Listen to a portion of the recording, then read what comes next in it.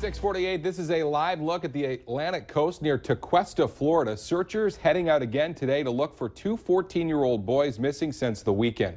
Austin Stephanos and Perry Cohen took a boat out on a fishing trip Friday and have not been seen since. The boat was found capsized on Sundays. Now, the boys' family are holding out hope that they are still alive. You can hear from their mothers coming up on the Today Show right after the Valley Today. Hi again and good morning, everyone. Thanks for waking up with the Valley Today. I'm Lisa Bedeau here with Kyle Bosch. 11 minutes now before 7 o'clock, and we're starting our nonstop news and weather to the top of the hour to help you plan your day.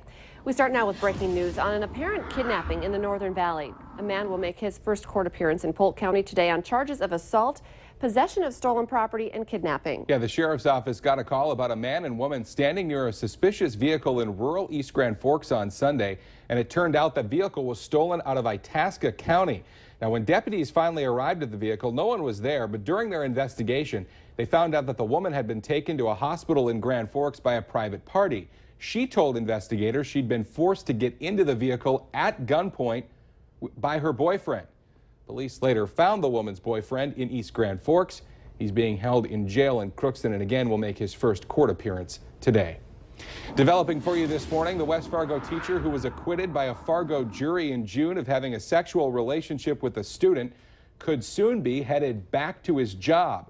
The West Fargo School Board voted unanimously last night to reinstate Aaron Knodel and pay him for the year he's been suspended. During their investigation of the incident, district officials determined the relationship between Knodel and his accuser, Maggie Wilkin, was well-intended, fulfilling a challenge by the school to reach out to struggling students.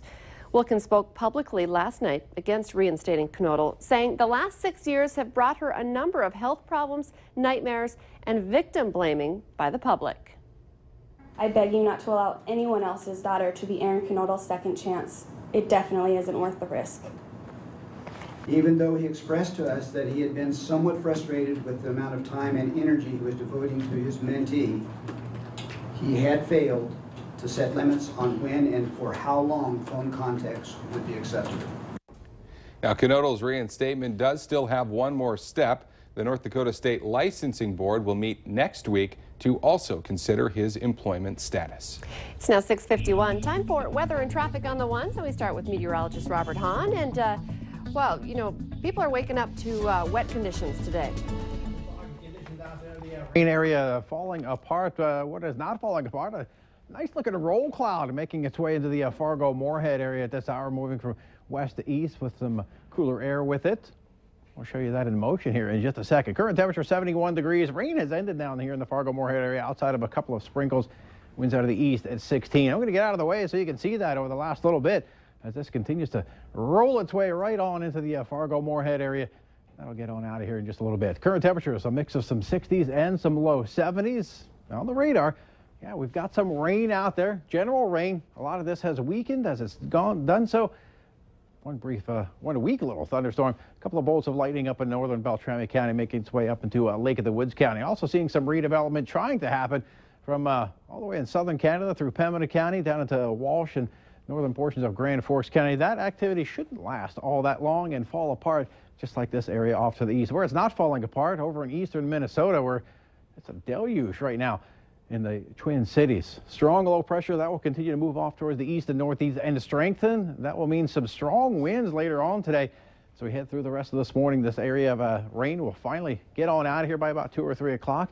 Clearing line reaches the Bemidji area, Beltrami County, Lake of the Woods, seeing some sunshine late today. And most of the rest of us are going to see sunshine for much of the day.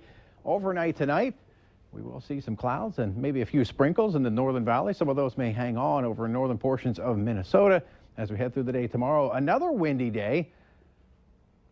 Temperatures once again in the 80s. Because of the winds today, wind advisory, winds gusting as high as 50 in the lighter brown and the deeper orange. A high wind warning for winds as high as 60 miles per hour. Both of those going to affect later today through tonight. Today, warning storms, then turning windy. Tomorrow, another windy day, and then clearing on out and quieting on down Thursday and Friday. That's a look at your weather. Time now for a look at traffic with Al. Good morning, Al. Good morning, everyone. Al Ahmed here, and let me tell you something. There's a sea of flashing lights out here on northbound Interstate 29. basically from 32nd Avenue to 7th Avenue, the worst of it from the Tri-Level to Main Avenue. Travel speeds through here are supposed to be 40 miles an hour. There's a heck of a lot of folks are going a heck of a lot faster than that. Not only that, but there is work not only northbound, but also southbound on Interstate 29 as well. We lose a lane there. There's a lot of congestion out here. You have to drive extra carefully. We have flag people out here actually trying to get people to slow down. Maybe the state patrol might do a better job of it, but it's just, I want to say it's a little bit ugly out here because it is, and it's bumper-to-bumper traffic. Drive extra carefully today. Interstate 94 traffic is pretty darn thick as well. On Interstate 29, Willamette Valley today traffic. It's now 6 minutes before 7. Overnight rain is causing some trouble this morning in West Fargo. Dispatchers tell us that the Center Street underpass is flooded. Police are asking drivers to find another route this morning. When Al was out driving around, he did confirm that that was happening. He also said there was a car in there, but a wrecker was about to be pulling it out. That was about 20 minutes ago, so just watch out for that. Some lane closures in Moorhead are also promising some serious traffic congestion expected. These start today along 20th Street South. All turning lanes are going to be closed between 28th and 30th Avenues as part of the ongoing construction project to repair a bridge that was hit by a crane earlier this summer. Main traffic lanes will remain open. A Moorhead nursing home resident says she has some big problems with the Golden Living Center. Terry Steen's family told us about a situation they say happened about 2 weeks ago. They say that Terry began falling, pulled the emergency nurse cord, knocked herself out, and then laid on the ground for an hour and a half before someone came to help. Now, the executive director of the home, Melissa Chisholm, says the facility is currently in lockdown because of a presumed infection, and no visitors are allowed in, including our reporter who tried visiting Terry Steen yesterday. I feel like my Bill of Rights are being violated, my amendments, the freedom of speech, and I feel like I'm being kidnapped, and so do the other residents, because we can't go out of our room. We have to observe room trade because of the influenza breakout. Now, we did pull the recent survey of Golden Living by the Golden Living Center by the U.S. Health and Human Services Department. It's from last October and found 19 deficiencies, including failing to provide adequate supervision for residents deemed at risk of leaving, giving residents the wrong medication, and sending one person to the hospital for a drug overdose. According to the U.S. News and World Report, the average number of deficiencies for nursing homes in the state of Minnesota is about 7. Golden Living Center, as we mentioned, had 19. Some Minnesota lawmakers are talking about allowing military personnel in the state to carry concealed weapons without the need to get gun permits. It's a response to the attacks on military recruiting centers in Tennessee this month that claimed 5 lives. The co-author of the bill says members of the military are already skilled with weapons and trained in firearm safety and have undergone rigorous background checks. There is a question, however, about whether any change in state law would outweigh federal policy for military service members.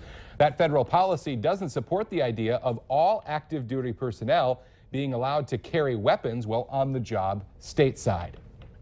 Minimum wage workers in Minnesota are set to get another raise this week, phase 2 of a 3-step hike that was approved by state lawmakers last year. Now, last year, the state's minimum wage went from $6.15 an hour to $8 an hour. It goes to $9 per hour on Saturday and then $9.50 next August. The law is bringing one of America's lowest wages to one of the highest in the country. Valley News Live is once again riding the rails today. And of course, we are hoping that you will come out and say hello to all of us. That includes Mick Kerr and Christy Larson, who are hanging out in Lemoore, North Dakota this morning. Hi, guys. That's where we're at, having a good time at Lemoore. 133 years old, according to the sign behind us, and not quite that, but a Lemoore fixture, Ron Hyde. Ron, tell us about your vehicle here. Well, it's a 1931 late Model A pickup. It's about 350 of them that they made late. Even some of them were made in 1932. Wow. And how many of like Model A's, Model T's do you have? We got 5 Model T's, and we got, you know, they're all running, and we go on tours every year international tours. You're Go just in forward. Branson last week, you told me. Yes. Yeah. It was a beautiful run. We wore out some brakes and and transmission lining, but Did you pick up any hitchhikers along the way? Let's see. yeah, I got a gal here. But this hitchhiker came with also some gifts since we were just at Klein's Grill. So just so you guys know, and sorry, Kyle and Lisa, none for you today, but I did bring back some delicious caramel and cinnamon rolls for you, Mick. Oh, thank you, Christy, my buddy. All right, we might even share a little with Ron here. So, yeah, we're having fun in Lemoore. We are heading to Verona for North Dakota Today, Oaks for the noon show, and in Gwinner this evening for the 6 o'clock news. Valley News Live, riding the rails, having a good time this morning in Lemoore with you. I know a lot of crowds yesterday at all the stops, and hopefully we'll see that again today. What a fun morning. I Yeah. was like, where is Christy? Of course, she's checking out Hanging out in the truck with cool her ride. caramel rolls. Christy Larson, Mick Kerr reporting live for us, riding the rails. Let's get our answer now to our question of the morning on Facebook. Today's question, the longest one of these is as large as 6 football fields. Another train theme, kind of sneaky though. This one is the longest train station. It's in England and more than 600 meters long. Remember, you can take part in our question of the morning every Monday through Friday at our Valley News Live Facebook page. Well, I didn't take a guess. I just realized I never guessed this morning. I got it right yesterday, Yeah. but I want to give everyone else a chance. You always exactly. get the right answer. Well, there you go. Let's take a look at that radar once again. We have some weakening showers and storms for the most part, but still some trying to redevelop up near Pembina, Kitson counties, stretching on down into a Walsh, Grand Forks County. Temperatures in the 60s and 70s. It's going to get windy later today. High wind warning and wind advisory for later on today for some strong wind gusts. Have a great morning, everyone.